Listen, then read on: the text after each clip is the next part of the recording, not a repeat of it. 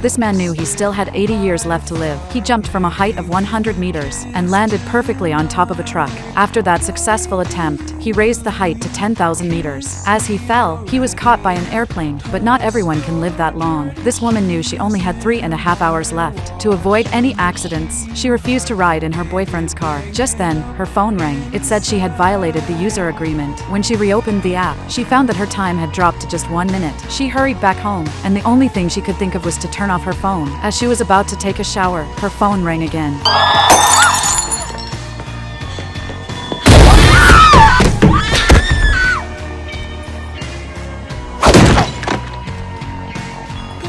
At the same time, her boyfriend was in a car accident. A thick tree branch pierced straight through the passenger seat. According to the original timeline, she was supposed to die in that crash. Her boyfriend was hospitalized after the accident, but he refused the surgery scheduled for that night. I could tell something was troubling him, so I asked if he needed help. He told me he was going to die that very night. His app showed that he had only 19 hours left to live. I reassured him that it was just a program. During lunch break, I shared the story with my colleagues. They were curious and downloaded the app as well. Each of them still had decades left, but on my app, it showed that I only had 2 days left. At first, I didn't take it seriously. That night, just before the man was about to undergo surgery, he saw that he had only 3 minutes left. He decided to avoid the operation, but his phone rang. It also said he had violated the user agreement. He ignored it. When he glanced at the mirror beside him, he saw a dark figure standing behind him. He turned around, but no one was there.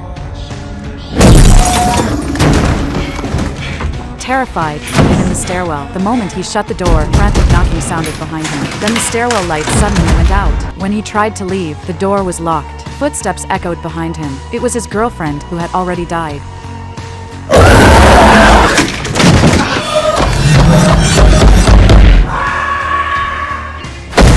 News of his death spread through the hospital. I was terrified, realizing that everything he said was true. To confirm my suspicion, I ran to his ward and took his phone, but it required a passcode. I dragged his body out, trying to unlock it with his fingerprint, but it failed. Then I forced his eyes open to unlock it with facial recognition. Sure enough, his time had reached 0. From that moment on, all my attention was fixed on the countdown. I even canceled my plan to visit my mother's grave with my father, because the countdown showed that would be the day I died. As I was getting ready for work, my phone suddenly rang. A notification appeared saying that I had violated the user agreement.